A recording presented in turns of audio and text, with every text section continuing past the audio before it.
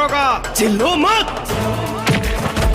और जाके अपना बाप से कह दी है, आज से परंपरा टूट गई। पहलवान के पाला एगो शेर से पड़ल बा। आंटी आपसे क्वेश्चन है, आप मुझे ये बताएं कि वो क्या चीज है जो धूप में नहीं सूखती। ये आंटी किसको बोला? कि चढ़ते फगुनवा तू गोर भइलू ये तना तो दूध का बना के पियलहा तहारे झूला के लौके रसगुल्ला का बना दर्दी के सियल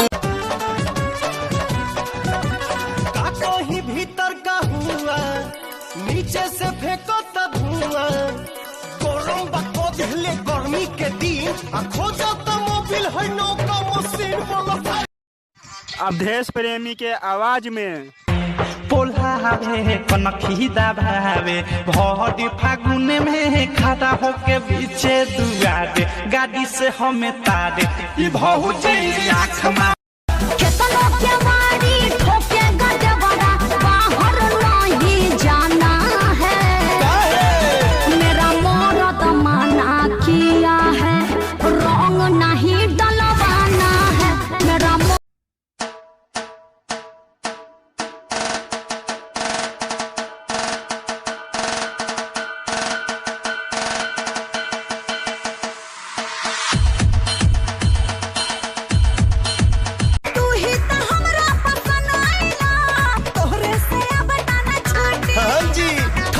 ठहर जैबू कवनो सहर करी न पलंग तोहर कबो चर चरानी कटहर।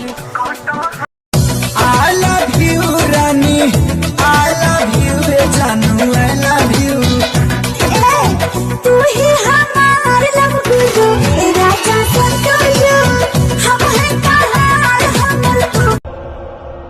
मेरे माँ बाप के हम दो बेटे हैं, एक मर भी गया तो कोई बात नहीं, आपके पास सिर्फ एक है। उम्मीद करता हूं आप समझ गए।